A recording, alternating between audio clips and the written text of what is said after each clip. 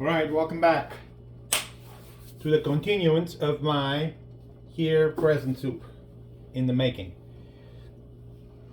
Noticed the pot is different, and I'll tell you why. And by the way, this is a non-stick pot. The pressure cooker, however, it is not, and I learned it the hard way today. Watch this. Watch this. So it started catching on the bottom. Not a pretty picture, but I was able to salvage this soup. I learned this trick from my mother. So when you have a burning pot, immediately, as soon as you smell it, that something's not right, and I did that. I just walked by here and it smelled like it wasn't right. I tried stirring it. I felt the bottom was kind of hard, so boom, boom, boom, boom, shakalaka, changed it. This soup is great. But now is the time to add this liquid from before that I took off, because now it will sit in there nicely. So we're gonna let that kind of mix in for a few minutes, and while that's happening, I'm gonna do the tasting. Or salt. I haven't put salt in it, if you remember.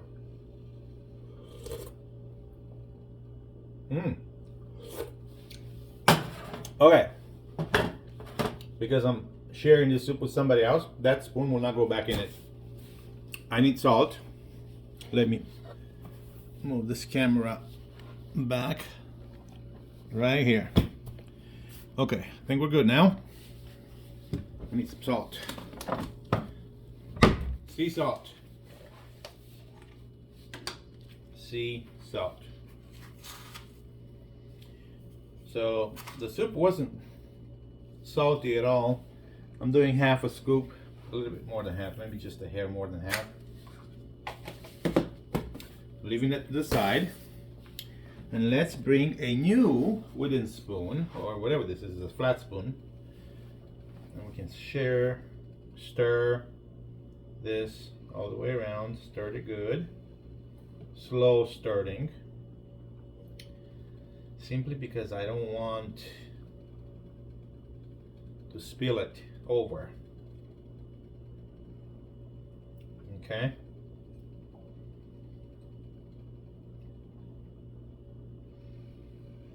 And I want to make sure that salt is mixed in there good, because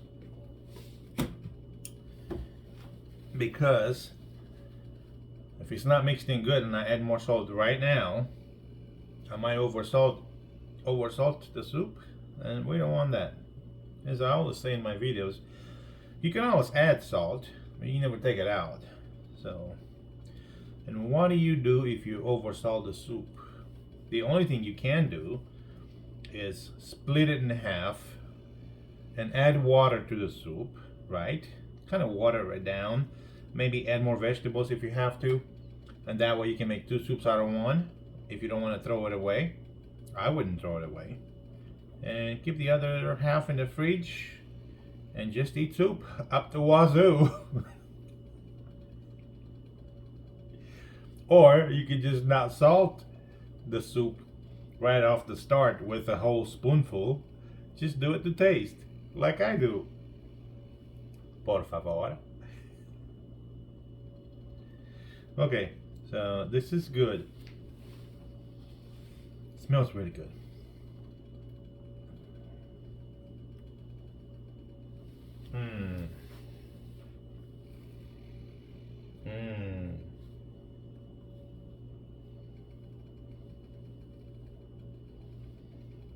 Okay.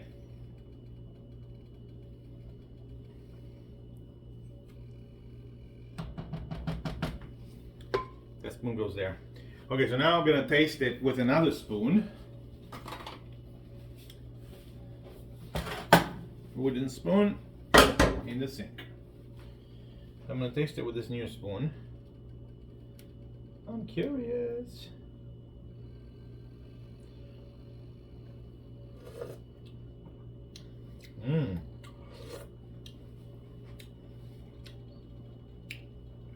I think I'm gonna taste it again with a new spoon, because that's what we want to do when we share the soup.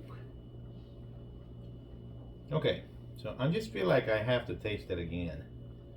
For some reason, my mouth palates were asleep. Let's see. Hey, Mufasa, see? That's how he sneaks behind me. I don't know if you can see him. See, there he goes, right next to me. That's where he sits down with his tail where I can step on it. Not right. Anyway, tasting. Let's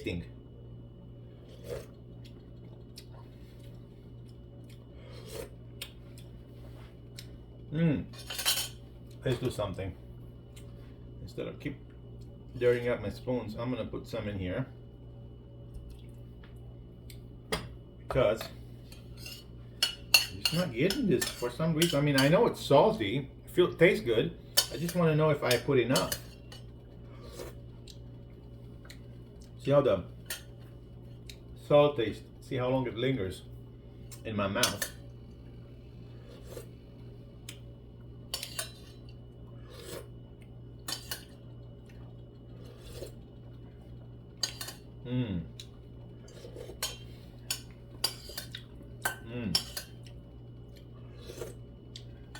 You know what? I think it's good just the way it is.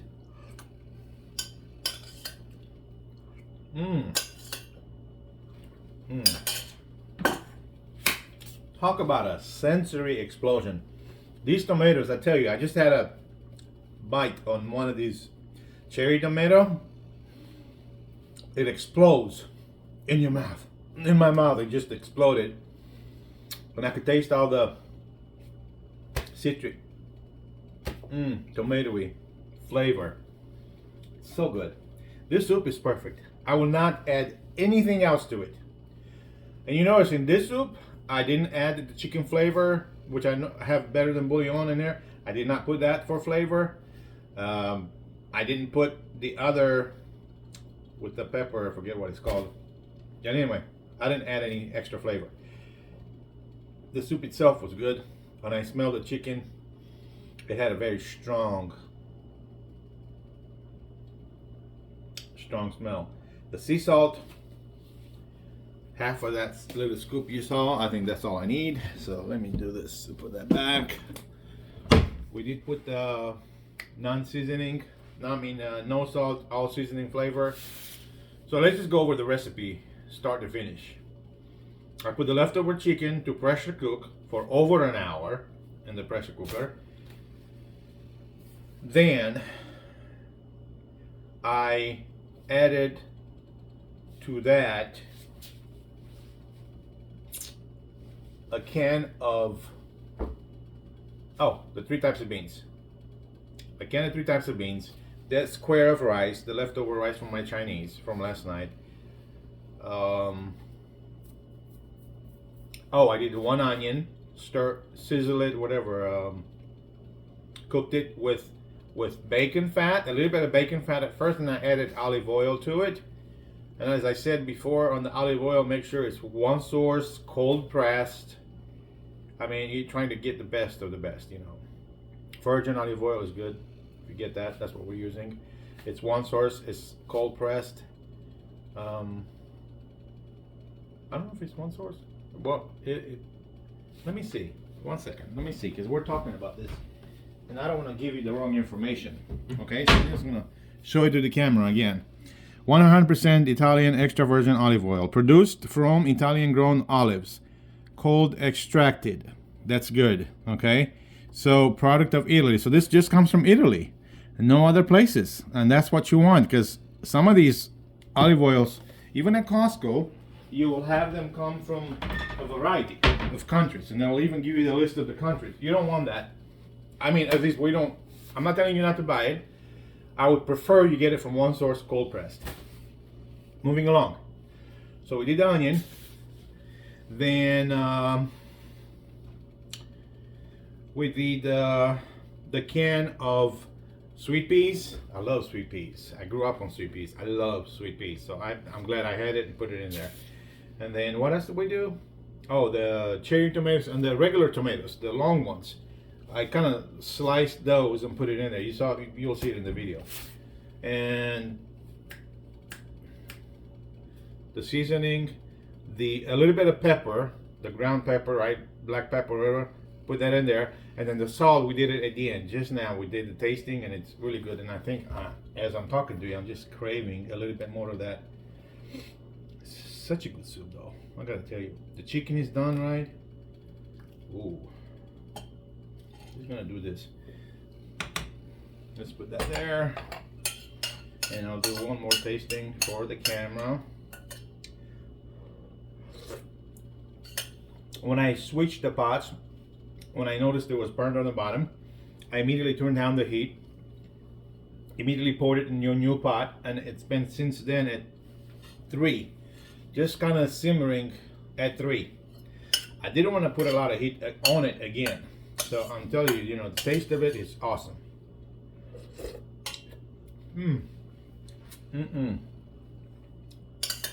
I'm loving this.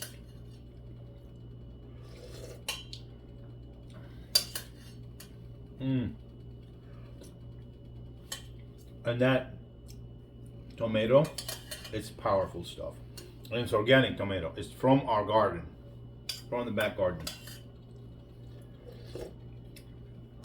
On these cherry tomatoes, the thing about it is they keep popping up all summer long. You gotta keep up. Even now, I bet you there's some tomatoes that I can pick. I just don't want to pick them because I've already got some in the fridge. I use what I had on the big pot here in the soup. So maybe we'll do some picking tomorrow.